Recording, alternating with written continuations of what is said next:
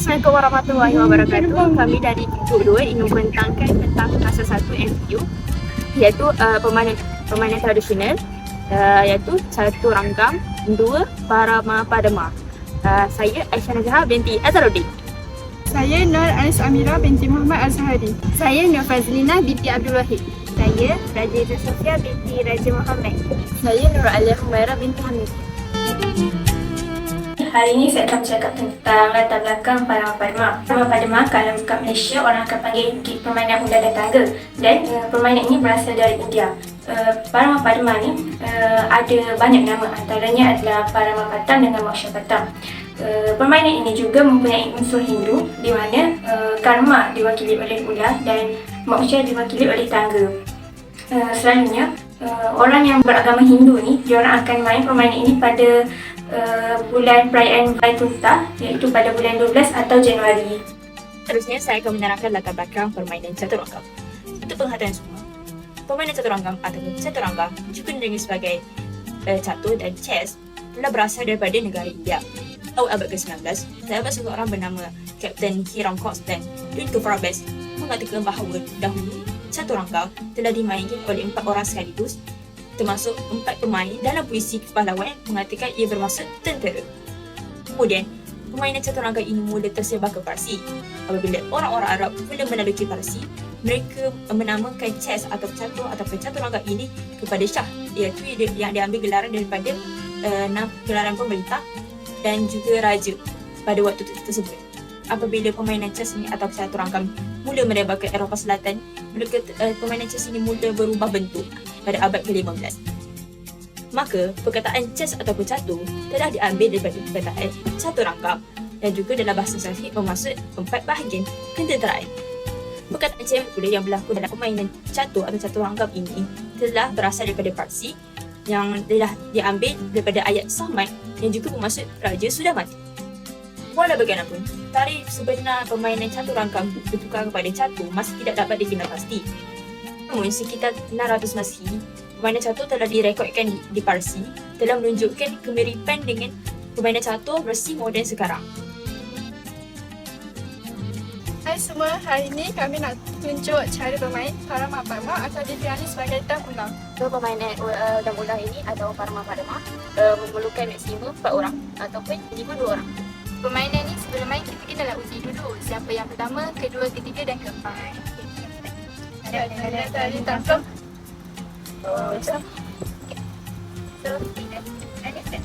Kat sini ada 2 dadu, so saya akan baling je. 10. Okey, disebabkan saya dapat nombor yang sama, saya boleh gerak 2 kali. 8.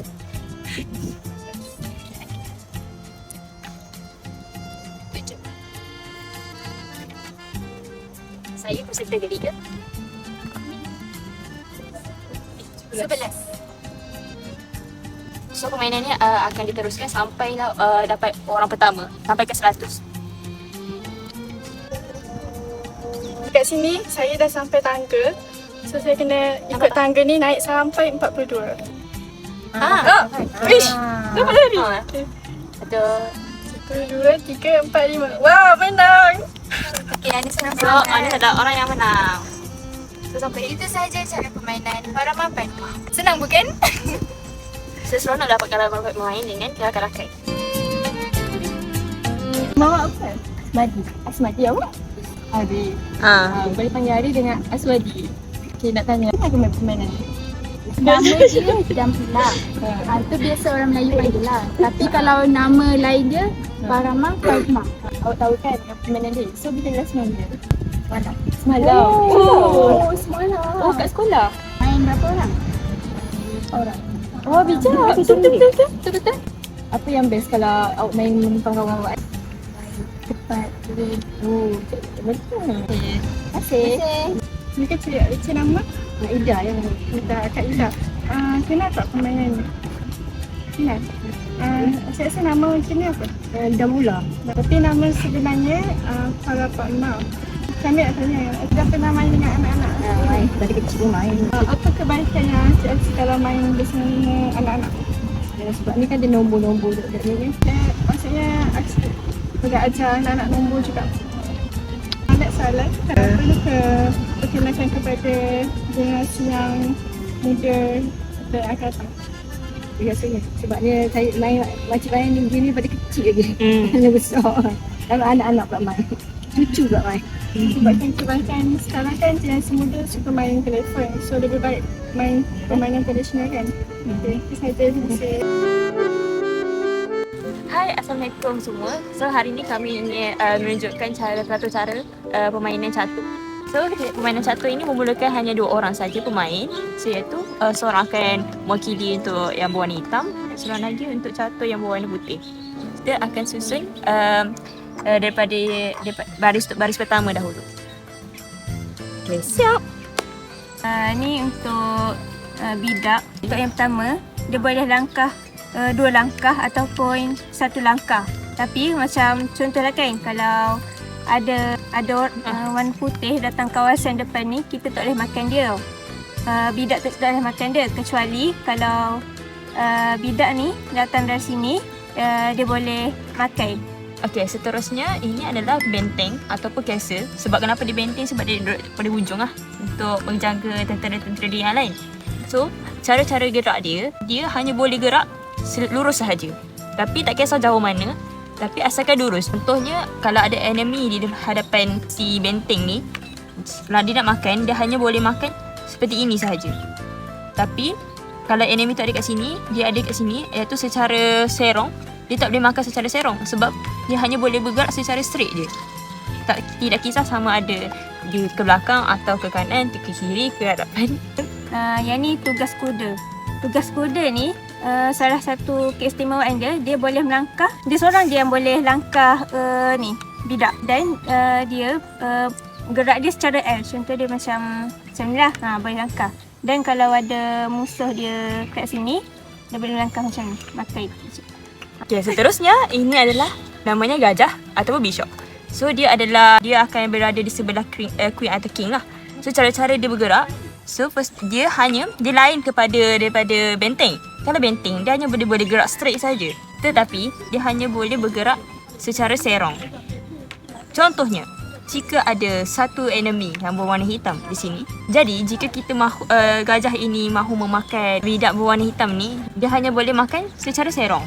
Tetapi jika ada benda ini, enemy ini di hadapan dia, tak boleh makan. Sebab apa? Sebab dia hanya boleh makan secara serong. Ini tugas queen pula Okay, queen ni salah satu chess yang paling banyak boleh bergerak Dia boleh gerak lurus, serong. Dia queen lah yang paling function paling banyak. So kalau musuh serang ni macam dah tak apa-apa lah. So queen dia boleh makan, kan dia ada banyak musuh kan. So dia boleh serong dia makan. Lepas tu ada musuh kat depan, dia pun boleh makan kat depan. Macam tu. Yang terakhir sekali iaitu king. King adalah yang jawatan paling besar antara chess-chess yang lain, tetapi dia adalah yang paling lemah. Sebab apa? Sebab king dia lain daripada queen. Dia tidak bebas ke mana-mana.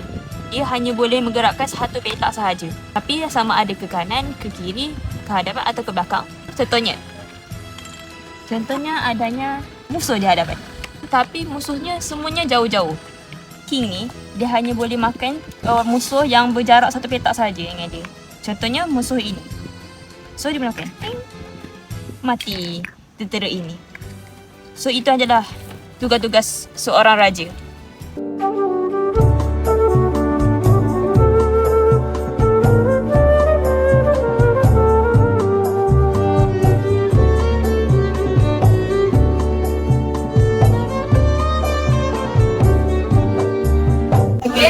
Boleh sebenarkan nama? Okay, nama saya Muhammad Abdul Zahar. Okey, nak tanya, kenal tak permainan ni? Oh, kenal permainan catur? Betul. Nak tanya, macam mana boleh kenal permainan catur ni? Oh, saya sebenarnya pemain catur. Saya mewakili kolej dalam sukan Kasukma pada minggu hadapan. Oh, maksudnya memang minat catur lah. Ya betul. Sejak bila minat catur? Saya berminat catur sebenarnya daripada sekolah rendah. Tapi saya mula menceburi bidang catur ni pada tingkatan 1 di sekolah lama saya. Setelah saya berjumpa dengan cikgu catur saya. Oh, okey. Nak tanyalah sebagai pemain catur, penting tak catur ni untuk dikenali dalam generasi sekarang?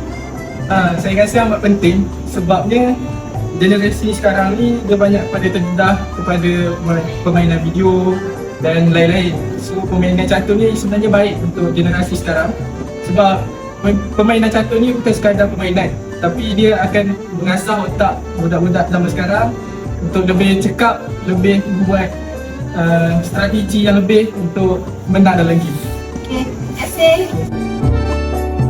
Manfaat pertama yang kita dapat jika bermain permainan papan tradisional ialah dapat meluangkan masa bersama keluarga dan rakan-rakan. Oleh itu, kita dapat mengeratkan hubungan silaturahim bersama mereka. Bermain permainan papan ini dapat mengajar kita etika permainan dengan adil. So, setiap permainan ada adab permainan itu sendiri. Ada kalah dan menang. So, setiap ahli kumpulan tu mestilah menghormati keputusan akhir setiap permainan tu lah. Dapat mengurangkan penggunaan skrin telefon terutamanya kepada kanak-kanak dengan cara yang sihat.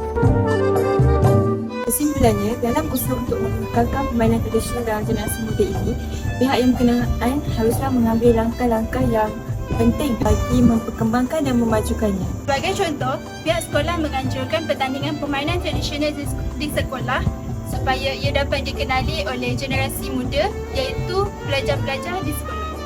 Oleh itu, permainan seperti papan tradisional Parma Pakma dan Caturangam tidak akan dilupakan oleh generasi akan datang dan mereka akan terus bermain untuk selamanya.